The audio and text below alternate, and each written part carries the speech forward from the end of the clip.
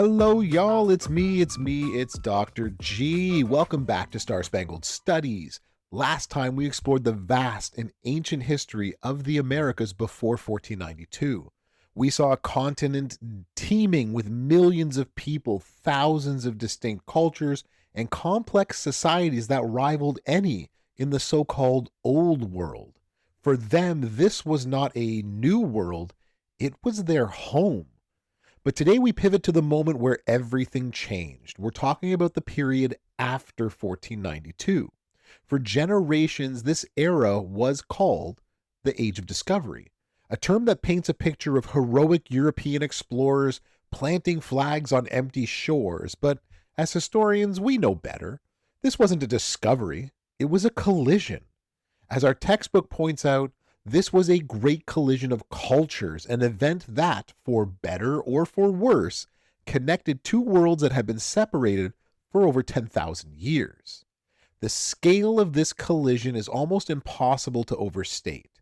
It inaugurated centuries of violence. It unleashed what our textbook calls, quote, the greatest biological terror the world had ever seen, end quote. And it set in motion the creation of a modern world as we know it. But here's the fascinating part.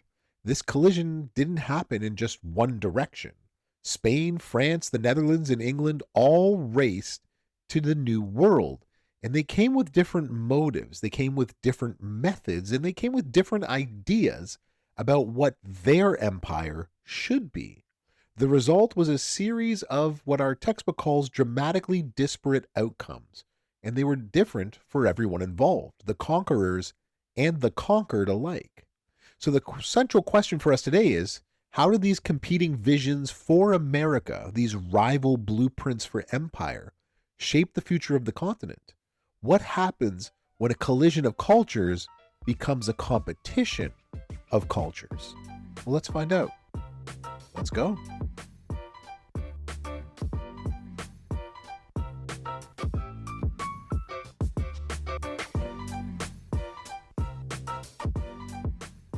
After the shocking success of the conquest of the Aztec and Incan empires, Spain was now flush with gold and silver, the envy of other European powers, and this new wealth strengthened its monarchy, and it made them the powers of Europe. But the story didn't end there. Spanish expeditions began to comb the continent, pushing north into modern-day United States, hoping to replicate their success and establish both religious and economic dominance over more area. Their efforts in places like Florida were a brutal, grinding affair.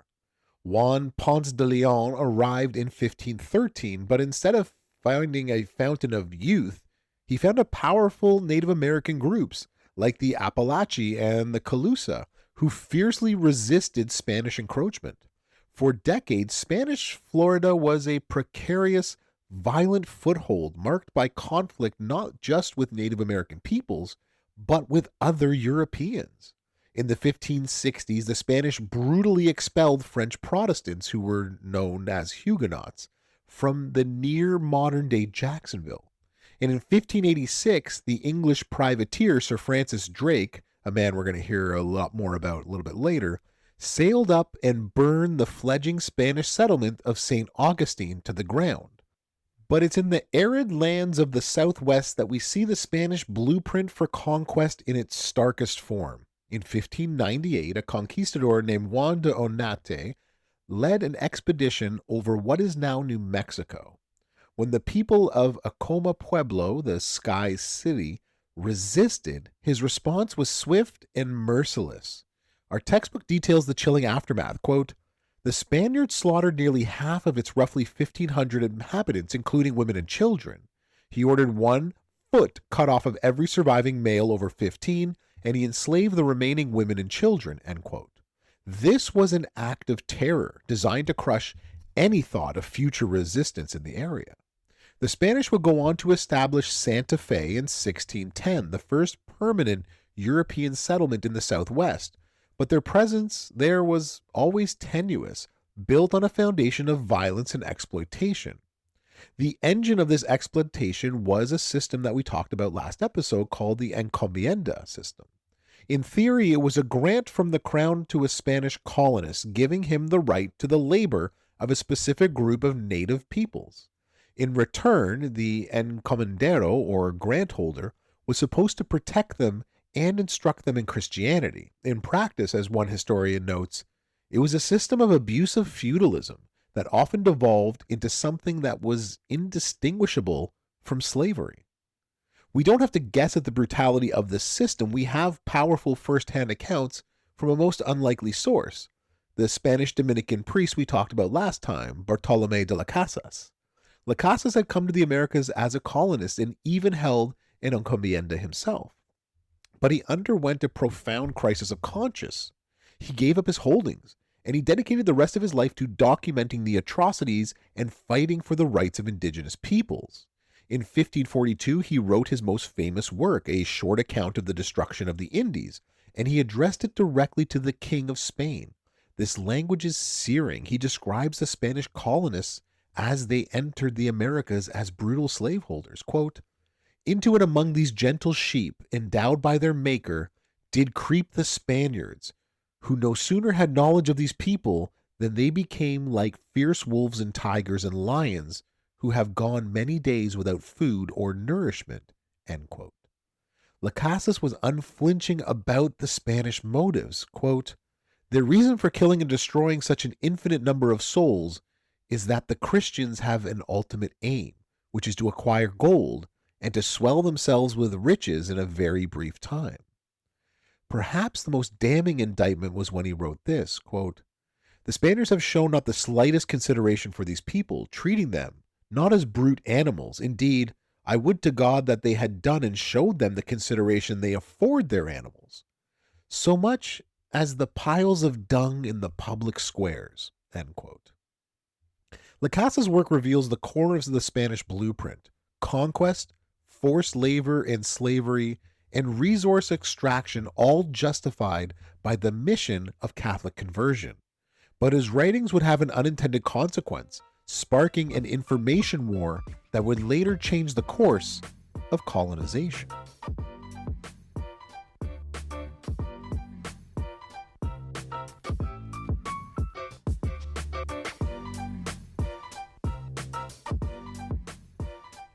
The Spanish wealth derived from this colonization, this brutal slavery and resource extraction, did not go unnoticed. The rest of Europe, torn by religious and political turmoil of the Protestant Reformation, was watching with a mixture of envy and outrage. And thanks to the new technology of the printing press, Las Casas' horrifying account of Spanish atrocities meant for a home consumption in Spain, specifically the king, became a massive international European bestseller. Spain's rivals, particularly the Protestant English and the Dutch, seized upon Las Casas' work as a perfect propaganda tool. They now use his own words to construct what historians called the Black Legend, an image of Spain as uniquely cruel, as bigoted, as tyrannical nation. Publishers in London and Amsterdam reprinted Las Casas' book, often adding their own lurid engravings by artists like Theodore de Bry, which depicts Spanish and the Spaniards feeding babies to dogs and burning people alive. This propaganda wasn't born out of a genuine concern for indigenous people. It was born to be a geopolitical weapon. It allowed Spain's rivals to paint their own colonial ambitions in a more noble light. As historian Aviva Chomsky writes, quote, "The English-speaking world developed a historical narrative known as the Black Legend, which portrayed the Spanish as cruel and backward conquistadors. The British, in contrast, according to their own account, were hardworking, forward-looking colonists who industriously set up self-sufficient farming villages on empty lands." End quote. The Black Legend of Spanish cruelty helped create what we might call the White Legend of Anglo-American colonization, a myth of peaceful settlement that conveniently ignored their own brutal histories. This raises the difficult questions that historians still debate. How should we think about the Black Legend? Was it just malicious anti-Catholic propaganda, or was it fundamentally true? Some scholars, like the Chilean Alejandro Lipschultz, argued that it was nothing but malicious propaganda, pointing out that, quote, all imperialist conquests have taken an equally traumatic form, end quote. From this perspective, Spain wasn't uniquely evil. It was just the first to be evil and the most powerful at the time. And its enemies used its own internal critiques against it to also become powerful and cruel. But other historians, like Charles Gibson, have argued that while it was certainly used as propaganda, the core accusations were based in fact. Gibson wrote, quote, "The Black Legend provides a gross but essentially accurate interpretation of relations between Spaniards and Indians.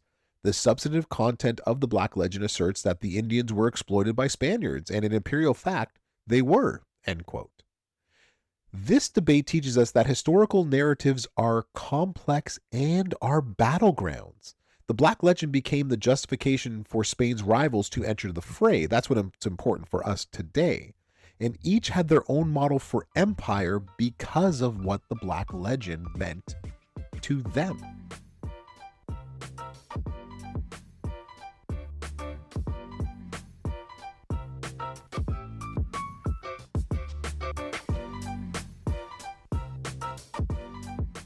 So let's turn our attention to the French Empire in North America, which had a very different look from Spain. Their primary goal wasn't gold, there wasn't much of it to be found, but they found a different kind of treasure while there: beaver furs. And this economic focus had profound consequences. The fur trade required partnership, not conquest. The French colonial population was overall tiny. By 1640, fewer than 4,000 settlers lived in the vast territory of Canada. They were utterly dependent on their Native American allies, like the Huron and the Algonquin peoples, for both survival and access to the beaver pelts that drove their economy. This dependence fostered a unique relationship, one that historian Richard White famously termed the middle ground. White described this middle ground as a space, quote, "in between cultures, peoples, and in between empires and the non-state world of villages," end quote. It was a world, for a time, where neither Europeans nor Native Americans could dominate. Instead, they were forced to accommodate one another, to negotiate, and to create new shared meanings and practices through a process of, quote, "creative and often expedient misunderstandings," end quote. This often involved intermarriage, giving rise to the Métis people, who played a critical and crucial role as cultural and economic brokers. This doesn't mean that it was a utopia. The French brought violence and disease, and they decimated groups like the Huron, and their alliances drew Native American nations into devastating European conflicts like the Beaver Wars. But it was a world away from the outright subjugation of Spanish America and slavery. The native peoples in this middle ground never saw themselves as inferior. We have a remarkable record of this, captured by a French missionary named Chrétien de Leclerc. He recorded the words of a Gaspésian chief who eloquently defended his people's way of life. Quote, "I beg thee now to believe, all miserable as we seem in thine eyes, we consider ourselves none the less much happier than thou in this, that we are very content with the little that we have. Now tell me this one thing, if thou hast any sense. Which of these two is the wisest and happiest? He who labors without ceasing and only obtains enough to live on, or he who rests in comfort and finds all that he needs in the pleasure of hunting and fishing?" End quote. While the middle ground was nowhere near as brutal as the slavery and forced labor of the Spanish conquest, it wasn't all roses, and it wasn't as easy as it made to look, but it was definitely different from the Spanish.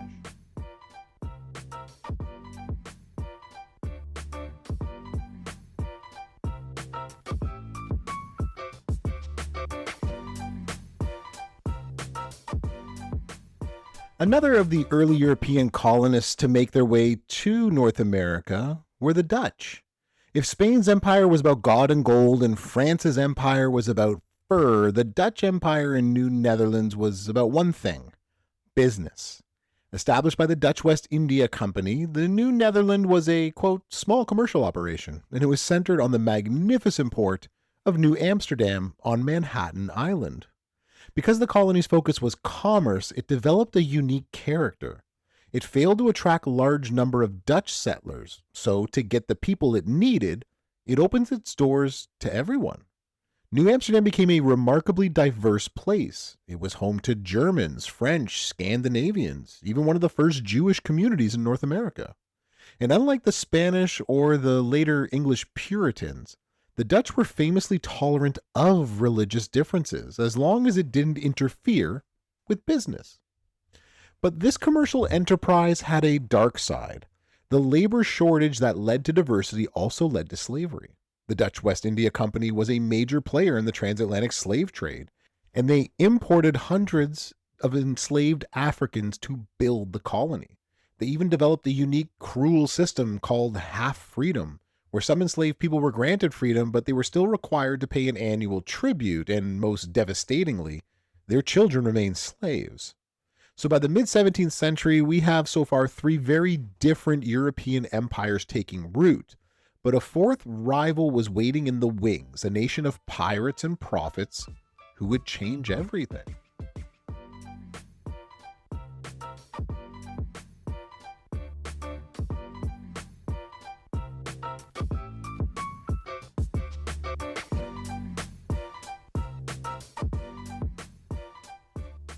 While the French built alliances and the Dutch built trading posts, a new player was entering the game with a very different vision. England, a hardened Protestant nation by its rivalries with Spain specifically, was ready to make a move. For much of the late 16th century, the English challenge to Spain was less about colonization and more about piracy. Queen Elizabeth I unleashed a generation of privateers, essentially state-sanctioned pirates, to raid Spanish ships and colonies wherever they found them. The most famous of these was Sir Francis Drake. To the English, he was a hero, the first Englishman to circumnavigate the globe. To the Spanish, he was El Drac, or the Dragon, a ruthless pirate who plundered their treasure fleets and even burned St. Augustine. These privateering raids were incredibly profitable and served to harden a generation of English sailors, but more importantly, they weakened the Spanish Empire and culminated in the stunning defeat of the Spanish Armada in 1588, an event that opened the seas for English colonization. But the English weren't just pirates. They were developing a powerful ideology for colonization, articulated by propagandists like Richard Hakluyt. In 1584, Hakluyt wrote a document for Queen Elizabeth I called, quote, A Discourse on Western Planting. And this laid out all the reasons that England not should, but must create colonies in the Americas. It was a masterclass in propaganda. First, he made a religious argument. England, as a Protestant nation, had a divine duty to spread the, quote, enlargement of the gospel of Christ, and to save Native Americans from the, quote, Turkish cruelties of Catholic Spain. Second, he made the economic argument. England's traditional trades were, quote, grown beggarly or dangerous, end quote. And America would provide new markets for English goods and, crucially, a place for the, quote, manifold employment of numbers of idle men, end quote. Finally, he made the geopolitical argument. A colony in America would be, quote, a great bridle to the Indies of the King of Spain, end quote, a base from which to attack his treasure fleets and chip away at Spanish power. This vision was powerful. It combined many specific elements that, taken together, made sense for the English. It combined piety with profit. It combined national glory with social engineering. It was a call to action that would inspire two very different and very consequential attempts to plant an English flag on the North American soil. The first of these attempts was Jamestown. Founded in 1607 by the Virginia Company, a joint stock company, and their primary goal was, like all companies, profit. The colonists who arrived were, for the most part, gentlemen adventurers and their servants, men who, as John Smith would later lament, quote, never did know what a day's work was, end quote. They came looking for gold. They had heard of Spanish finding gold everywhere. They didn't come there to farm. They established their settlement in maybe the worst place they possibly could, a disastrously swampy location, and the consequences were immediate and horrific. The infamous starving time saw the colony pushed to the brink of collapse, with settlers resorted to eating rats, snakes, and even the corpses of their neighbors. Their relationship with the powerful Powhatan Confederacy led by Chief Powhatan was a volatile mix of conflict, trade, and desperate dependence. The English survived only because of Powhatan's aid, and they continually antagonized their hosts, leading to cycle after cycle of violence. What ultimately saved Jamestown wasn't gold, but was what was called, quote, a vile weed, that vile weed being tobacco. John Rolfe began cultivating a new, sweeter strain of tobacco that became wildly popular across Europe. Suddenly, Virginia had a cash crop, and this transformed the colony, creating a voracious appetite for two things: land to cultivate the vile weed, as well as labor to do the cultivation. To attract this labor, the Virginia Company instituted the headright policy, which promised 50 acres of land to anyone who paid for an immigrant's passage, and this led to a flood of young male indentured servants. And in 1619, another way for labor made its way to the colony. A Dutch slave ship sold about 20 Africans to the Virginia colonists, an event that marked the ominous beginning of chattel slavery in English North America. Jamestown was a chaotic, brutal, and exploitative society, a far cry from the noble vision that had been laid out by Hakluyt.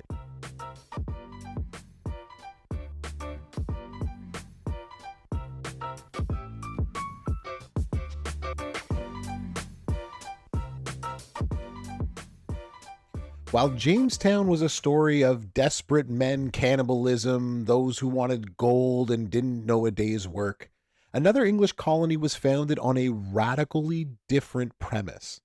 They wanted to be a religious utopia. These were the Puritans. These were radical Protestants who believed the Church of England was still far too Catholic and sought to create a new, purified society in the Americas. Fleeing persecution under King Charles I, they began what was called the Great Migration of the 1630s and 40s. Unlike the settlers of Jamestown, they arrived in family groups, determined to replicate their English home environments in the service of God. Their leader and first governor, John Winthrop, laid out their extraordinary vision in a sermon delivered aboard the ship Arbella in 1630. Quote, "For we must consider that we shall be as a city upon a hill.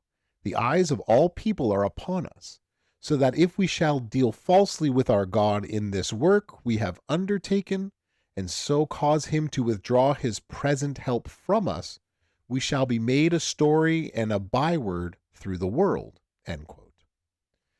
This was supposed to be a city upon a hill. This was the core of the New England experiment.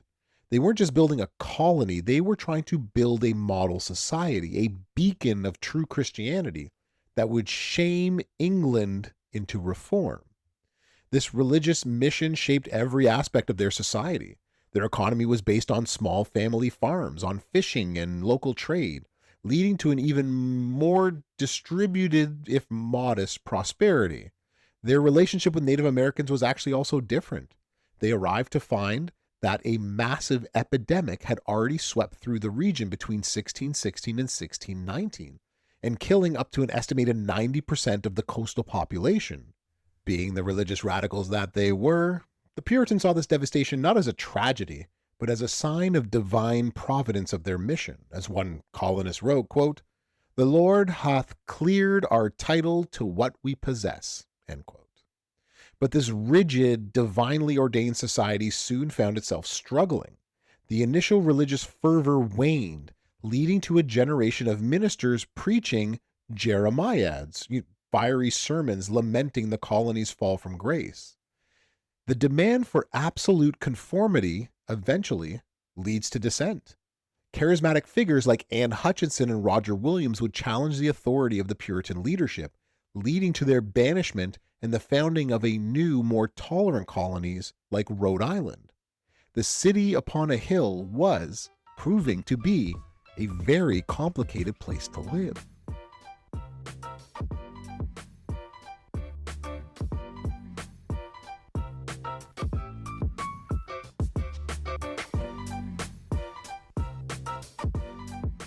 So by the mid 17th century, the great collision of cultures had produced a fascinating and fractured colonial landscape. We've seen four distinct models of European colonization emerge: Spain's brutal top down conquest machine, France's trade based cooperative middle ground, the Dutch commercial hub built on tolerance and trade and slavery, and now two very different English experiments: the profit driven, chaotic world of Virginia, also with slaves, and the rigid religious society of New England. These fledgling English colonies, born from desperation and devotion, were about to face immense challenges. The turmoil back in Britain, there was a civil war going on, as well as the execution of a king and a revolution, will reshape the relationship of these two colonies with the crown. Insatiable demand for labor, especially in the southern tobacco and rice fields, would lead to the horrific hardening of race-based chattel slavery. And conflicts with Native Americans and among the colonists themselves will erupt into violent rebellions that will shake these new societies to their core. But all that is next time on Star-Spangled Studies. We will dive into the messy, brutal, and complex world of British North America as it truly begins to take shape. And what takes shape is a world of riot, rebellion, and revolt that will lay the groundwork for a new nation. You won't want to miss it. I'm Dr. G, and I'll see y'all in the past.